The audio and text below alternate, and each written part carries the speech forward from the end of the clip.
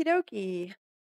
Dankie vir die eer dat ek hier kan opstaan, veral en ek moet sê, toe ek hoor is preektyd, so ek soos julle seker. Ek meen ek preek nie gewoonlik in preektyd nie. Gewoonlik, jy weet, is dit tye waar ek my aanbiedings dien, voorprogram of middagprogram. So hierdie is my heel nuut. Maar ja, ek moet ook sê wat ek gaan deel dit gaan bietjie diep raak, gaan dalk ongemaklik raak. Maar ek gaan praat oor wat heidaglik gebeur. Nie net in die kerk nie, maar in die wêreld. En dit raak amper soos 'n epidemie. En waarvan ek praat is die LGBTQ+.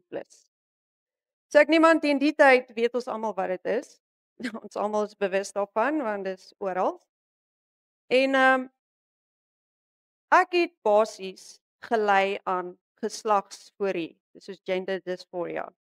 En wat dit beteken is ek het nie geweet of ek 'n meisie of 'n seun was nie.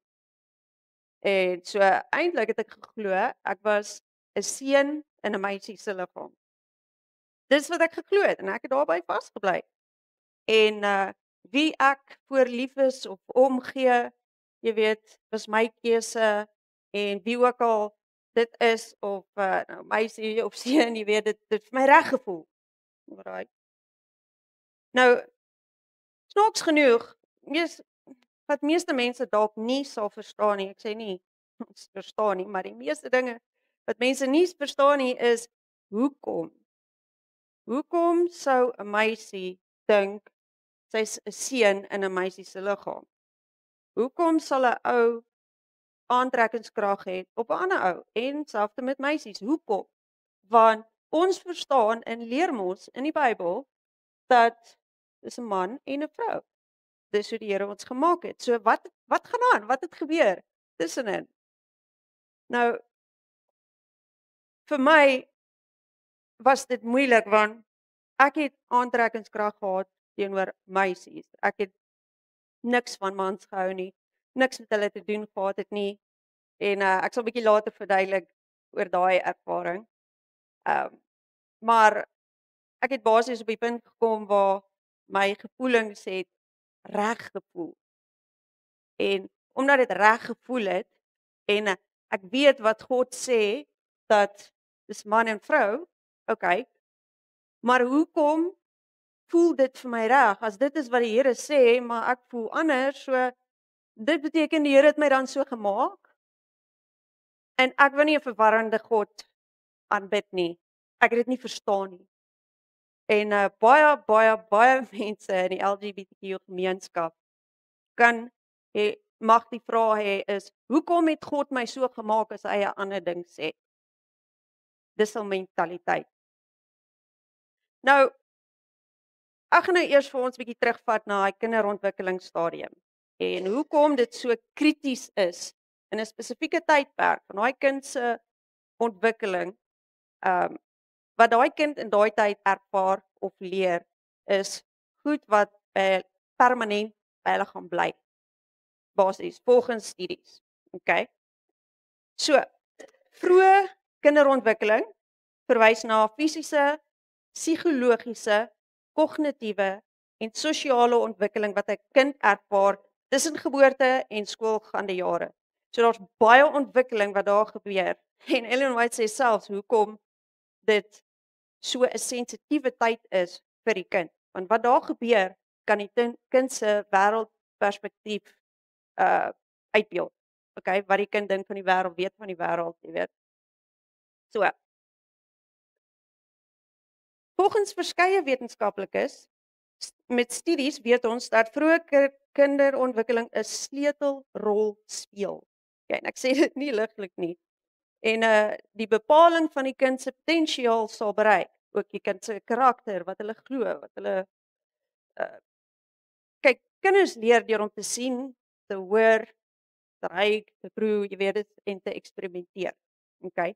So dis baie belangrik in daai tydperk om die kind te kan lei in daai ontwikkelingsareas. Okay. 'n Kind se ontwikkeling in die lewe van wat ek ervaar het, is daar was 'n gaping.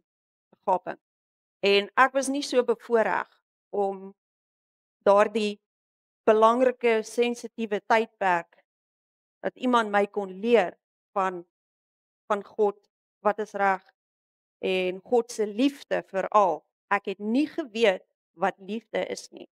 Onthou, ek het geleer wat ek sien, hoor en so aan en eksperimenteer.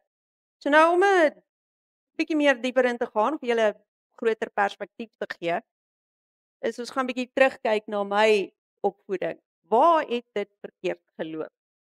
Hoe het ek op hierdie punt gekom waar ek geglo het ek was 'n seun in 'n meisie se liggaam en ek het aantrekkingskrag gehad teenoor meisies. Hoe het dit gebeur? OK. Ek het my reis het begin 4 Junie 1887. Ek weet nie of ek dit nodig gehad om dit te sê nie. En ek's die enigste kind en my ouers is geskei toe ek graad 1 was.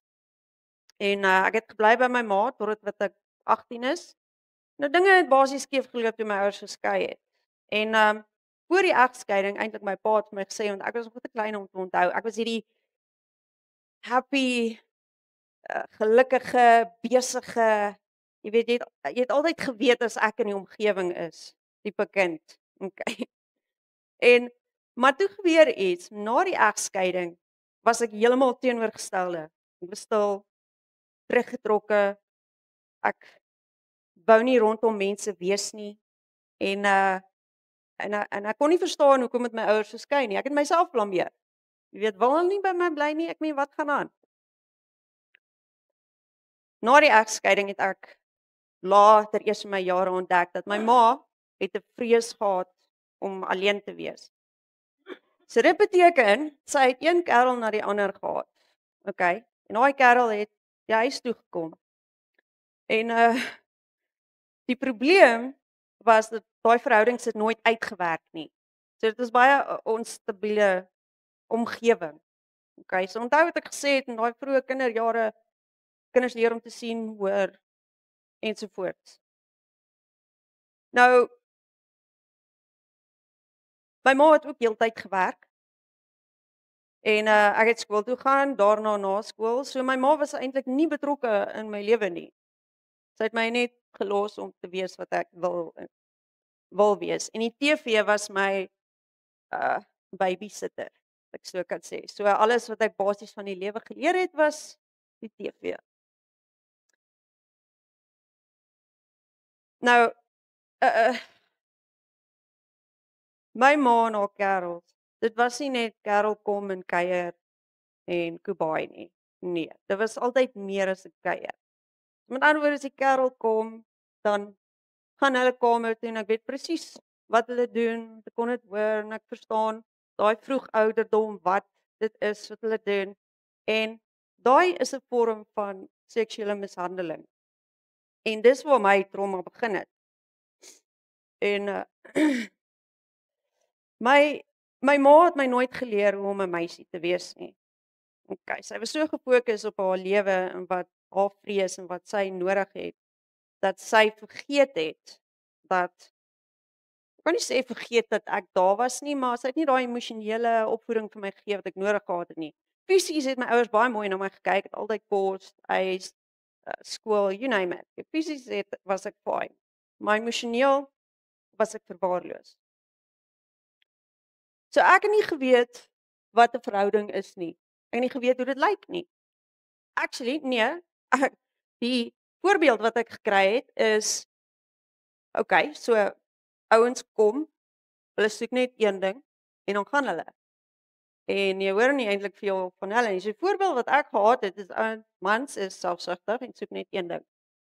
En dis die voorbeeld wat ek nou het van verhoudings wat my pa vir my gegee het. So doel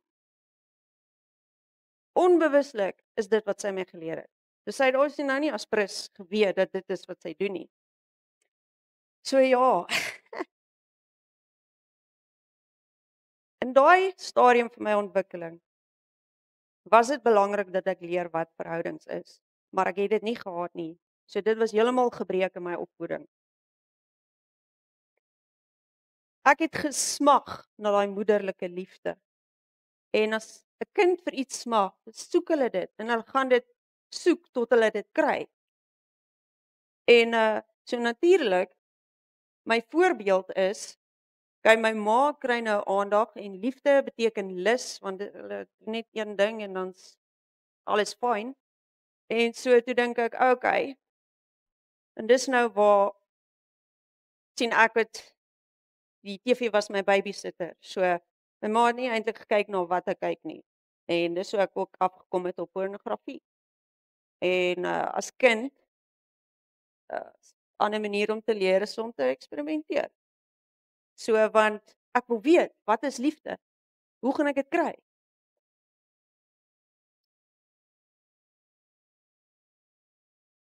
Al wat ek gesoek het was net 'n ma se aandag en liefde.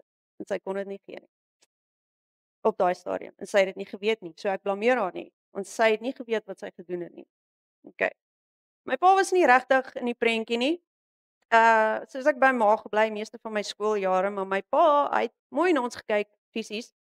En elke keer as ek met my pa gaan kuier, dan is altyd twee dinge wat ons meeste van die tyd doen. Dis visvang en jag.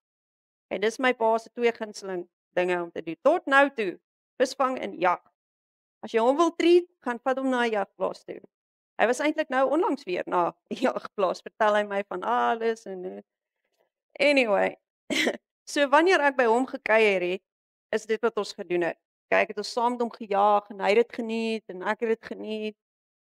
En wat my pa nie besef het nie is omdat ek hy so baie tyd en aandag met my gespandeer het wanneer ek by hom was, het hy my basies geleer hoe om 'n seun te wees. Hoe om te praat as 'n seun, loop as 'n seun. Hy het nie geweet dis wat hy doen nie. Hy was net homself. Maar met al daai tyd en aandag en die voorbeeld wat ek daar gehad het, het ek gesien, okay, dis hoe 'n seun wees. So my persoonlikheid en alles, my karakter, my houding, alles was meer soos 'n seun.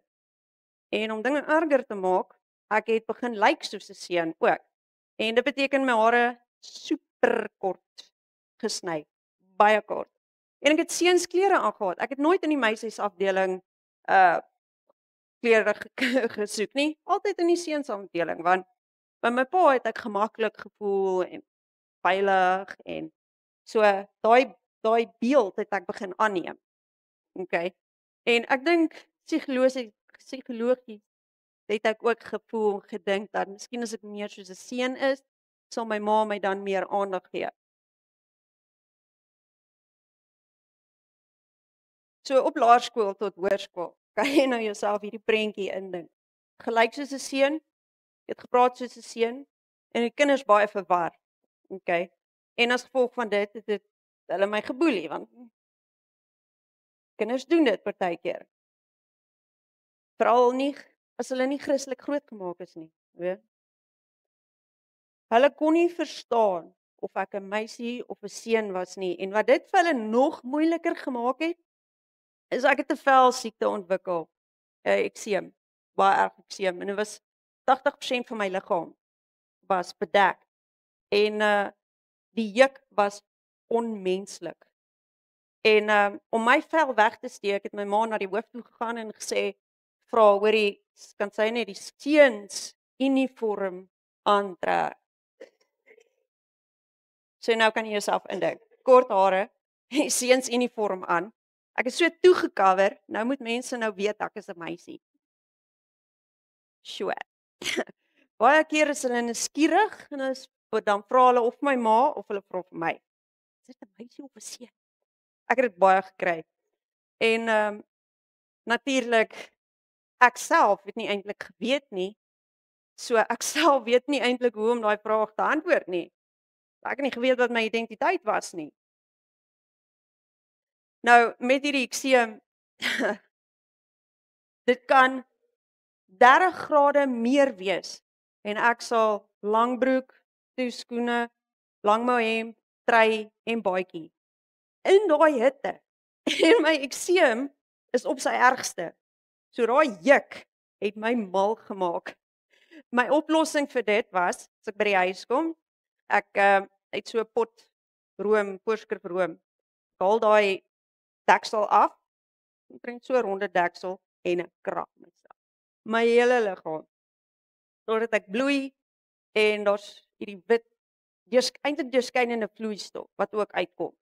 En nadat ek so seer is, ek kan nie myself vat nie, dat ek 'n super warm bad intap. Nie net warm bad nie. Ek praat van bloedig warm, sodat ek myself brand. Dit was my roetine. Ek het myself gebrand. Soveel so as ek uitklim, kan ek nie op myself raak nie. Dat selfs party plekke het ek blaasies veroorsaak. Dinge nog erger gemaak het, maar my mind, pyn is beter as die juk. Ek wil nie daai juk hê nie.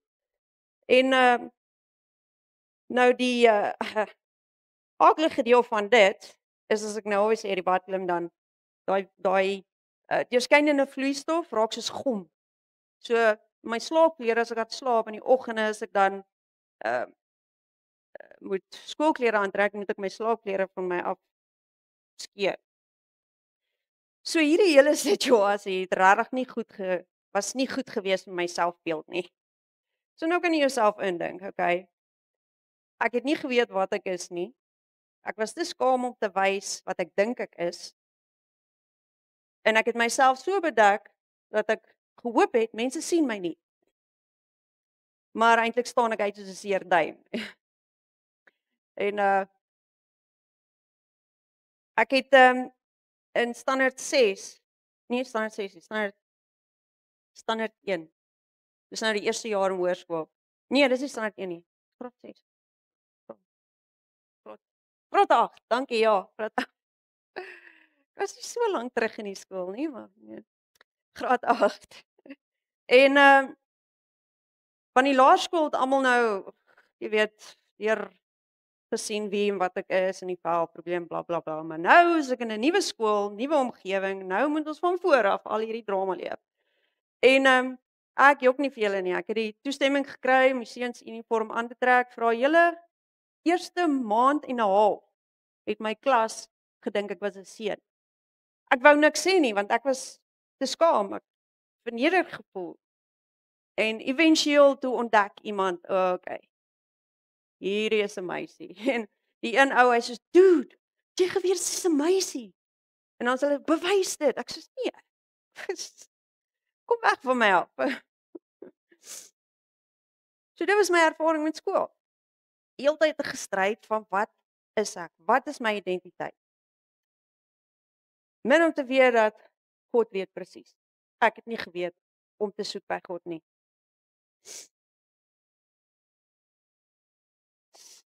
Ek moet ook sê, dit is 'n absoluut wonderwerk dat my vel genees het, want ek sit nie met skade nie en ek trek nou kort moue aan en dis uiters net 'n wonderwerk hoe die Here my genees het.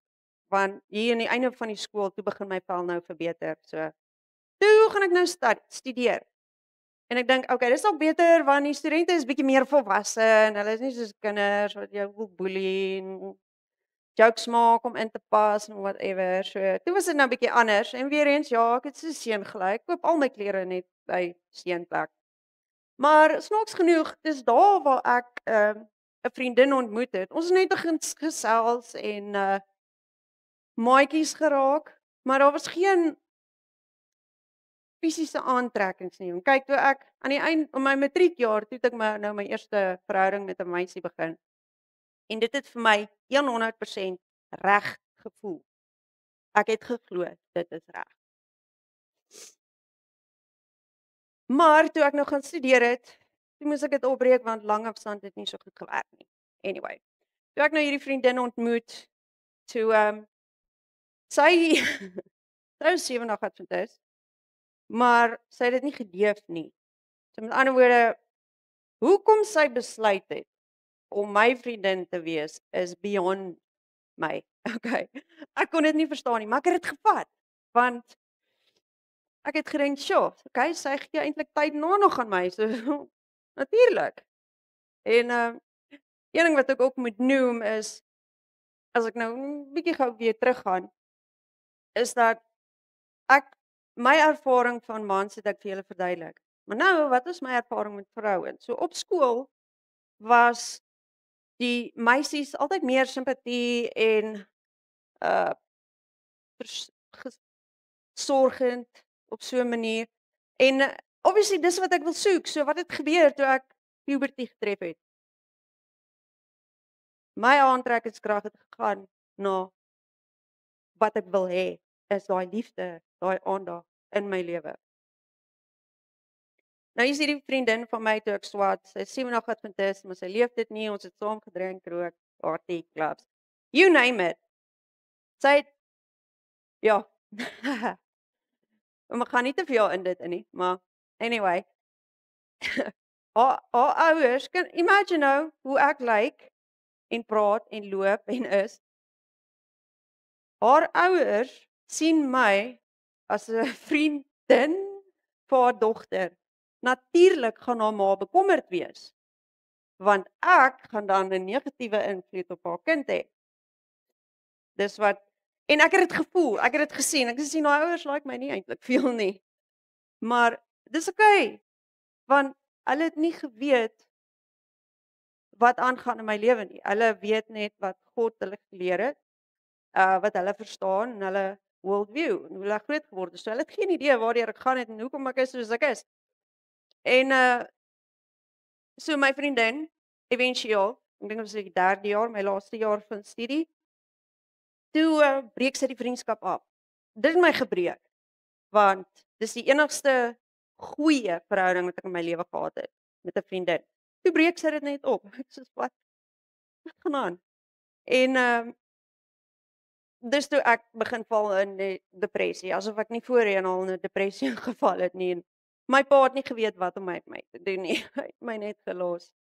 En maar die een aand sit toe in my kamer en vir een of ander rede in daai oomblik alleen in my kamer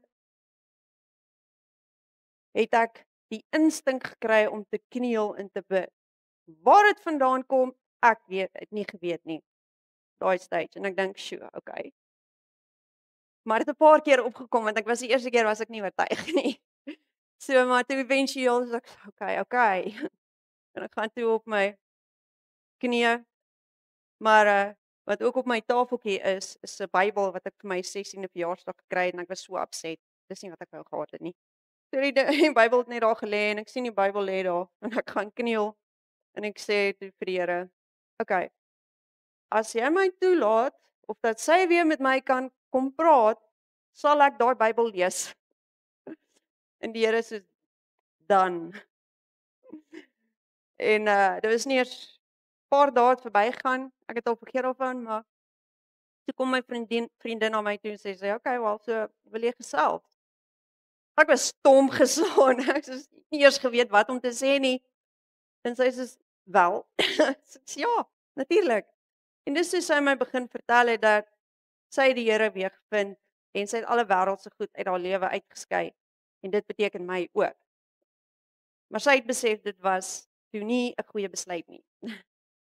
Dat sy het besluit nee, sy gaan aanhou wees vriende met my en alles wat sy my vertel van die Bybel het ek net opgeëet. Want hier vertel sy my nou vir iets wat ek nooit van geweet het of gedink het nie, is dat Jesus is lief vir my. My persepsie van liefde is heeltemal verwoes, maar hier wat sy vir my leer is wat? Daar is 'n ander tipe liefde, 'n liefde van aanvaarding, omgee, 'n God wat vir my sou doodgaan omdat hy lief is vir my. So dis hoe ek gereageer het op al hierdie goed, al hierdie nuwe Bybelwaarhede en ek sê, "Sjoe, ek wil nog en nog." Ek vra vir haar, "Leer my nog." En toe éventueel, ja, weet nou hoe lyk ek en seunsklere en ek sê vir haar, "Ek wil saam met jou kerk toe gaan." En okay, haar ouers was nie te veel beïndruk met hierdie idee nie. En ek het geweet, okay, ek het nie kerkklere nie. So toe begin ek soek vir 'n rok. So ek weet nie waar kry ek 'n rok? En my pa het hierdie vriendin, sy's 'n Indiër, sy verkoop hierdie Indiese rokke en al hierdie patrone op. Ek sê, "Okay, gee vir my dit." En ek soek te uit vir 'n hemp wat miskien bietjie ordentlik lyk en dis okay, ek's nou reg. En my hare is dik gegel, stokke staan in sulke alle rigtings en ek's nou gereed vir kerk en hierdie plakkies wat ek aan het. En ek kom daar aan, ek het niemand het gestaar nie. Ek het nie gejudge gevoel toe ek daar aankom nie. Ek was nie bang nie. Onthou ek het nie 'n selfbeeld van myself gehad nie en ek het altyd van mense weggekruip soveel as wat ek kan en altyd klere aangepak sodat mense my nie moet sien nie, maar daar was ek nie bang nie. Dis 'n heeltemal ander atmosfeer. En my eerste Sabbat ooit was 'n doop van hierdie 80-jarige oomie. En ek check hierdie storie uit. Ek kom leraar Morney het gepreek ook en ek ek na die tyd kom almal uit en ek stop hom. Ek sê, "Oom, ek wil ook gedoop word." En hy sê, "Okay, ja, sure." Vul net hier in en daar en so en begin die Bybelstudies doen en ek is great. Toe die einde van einde van my studiejaar toe so 'n jeugkamp, Youth Fest. Weet nie of julle al gehoor het van die wat 'n Abundant Life altyd reël. En ek sê, "Oh my goodness, nog 'n groep mense." Anyway, en aan die einde van daai week, dis 'n amazing week. Ek was nie gejudge nie. Ek het aanvaar gevoel wat vir my heeltemal ander konsep was en ek het alles net opgeëet. En aan die einde van daai week, toe vra die direkteur van Abundant Life, "Wie wil Abundant Life doen? Ons kort nog net 5 mense." En vir een of ander rede steek ek my hand net daarop. En ek sê, "Sjoe, okay, 'n plek waar ek nog meer kan leer van hierdie goed. Ja, sure, sign me up." En onthou ek het nog steeds nie heeltemal normaal gelyk, so to speak. En die direkteur is net soos, "Oh my." Ek sou ook eintlik, want hy was onseker, soos wat gaan nou hier uitkom. Anyway, die eerste ek was daar van 2009 tot 2018 was ek daar. Die eerste 2 jaar was nog 'n bietjie van 'n uitdaging, maar ek was gedryf. Ek soos, "Man, al hierdie goed wat ek geleer het, almal moet dit weet." So, leer my hoe om almal te wys en almal te leer en leer wat ek geleer het en kry wat ek gekry het, maar so ek was volop vir die Here gewerk. Maar wat ek verkeerd gedoen het ook was ek het gewerk en nie van my trauma deurgewerk nie. So ek het nie behandeling gekry vir my trauma nie. So die werk het ek basies van weggekry vir die trauma. En so éventueel met al die werk, toe brand ek uit. En toe val ek weer in 'n depressie in en toe besef ek, "Oh my, ek moet deur al hierdie goed werk vir my om meer effektief te wees, meer effektief. Nie beteken dat ek glad nie effektief was nie, maar net nog meer, dat die Here my net nog meer kan gebruik want al hierdie goed hou my terug om my volle potensiaal te bereik." En ek het nog nooit in my lewe so uitbrand ervaar nie. Ek was vol energie ook weer eens en daarna was my energie net dood. Soos nou, okay, nou is ek useless. Ek kan nou nie vir die Here dien nie. Nou wat nou? Ek is nog steeds bietjie onseker oor my identiteit, maar ek gee ook vir julle deur daai jare wat ek die Here ontmoet het en die Here meer en meer geleer ken het my fisiese beeld begin verander. Ek het dit nie as prins gedoen nie. Hoe meer ek van Jesus geleer, hoe meer tyd ek saam met hom gespandeer het ek meer en meer soos 'n meisie begin lyk. En dis so ek besef, wow, die Here is regtig besig om my te transformeer. En toe het ek dit nie gesien nie, maar kon sien dat die feit dat ek in Jesus se liefde tyd spandeer het en meer van dit gevat het ek begin verander. Nie net binne nie, maar buite ook. En dit is by Jesus waar ek nou my ware identiteit geleer het. Nou, die vraag is, onthou in die begin het ek gesê ek het vasgeglo en psigologies was daar baie skade in my ou kinderjare. En baie studies sê ook dit wat die kind leer na ouderdom, dit bly by hulle. So ek het vasgeglo ek is 'n seun en ek voel net so, okay? Maar en niemand kan my anders oortuig nie, eers die Here kan my oortuig nie. Ek weet ek het genesing nodig, maar hoe kan die Here hierdie van my af wegvat as dit is hoe ek voel? Ek kan nie beheer wat ek voel nie. Mettertyd het die Here al daai antwoorde vir my beantwoord. Daar was net iemand het net 'n saadjie vir my geplant en die Here en die Heilige Gees het die res van die werk gedoen. Met al die geleenthede wat na my toe gekom het in Abundant Life. Ek het geleer hoe om met mense te werk en rondom mense te wees, want ek kon nie 'n woord of twee praat voor mense nie.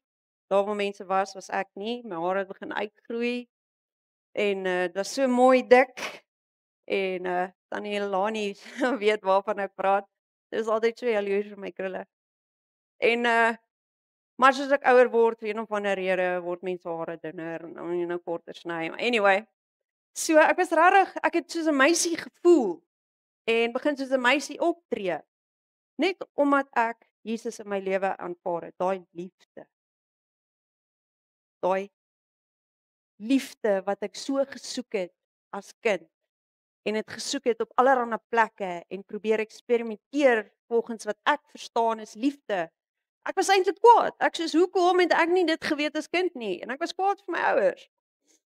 En ek sê maar hoekom het julle nie hierdie goed geweet nie? En nou deur al daai trauma en al deur daai skade en waar ek nou soveel meer kon leer en 'n beter lewe dalk gehad het. Maar snaaks genoeg aan die einde van 'n baie daai toe my ma in trane bel sy my. Sy begin net vergifnis vra dat sy nie 'n ma was wat sy moes gewees het nie. Sy is daar vir my. Sy noem alles. Ek sê, "Sjoe, daai was net die Heilige Gees." Sy's nie Adventist, my familie is nie Adventiste nie. Maar my ma is lief vir die Here en sy bid. Daai vrou kan bid. Sy maak seker dat sy spandeer tyd saam met die Here elke dag.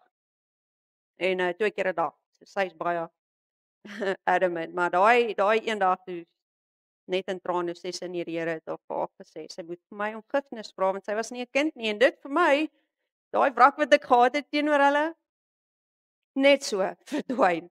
So met ander woorde die Here het begin nie net werk in my nie want ek het nou begin voorbeeld raak en ander mense kon dit sien, my ouers kon dit sien en so het hulle lewe ook begin verander. So dit het nie begin en stop by my nie, dit het uitgebrei.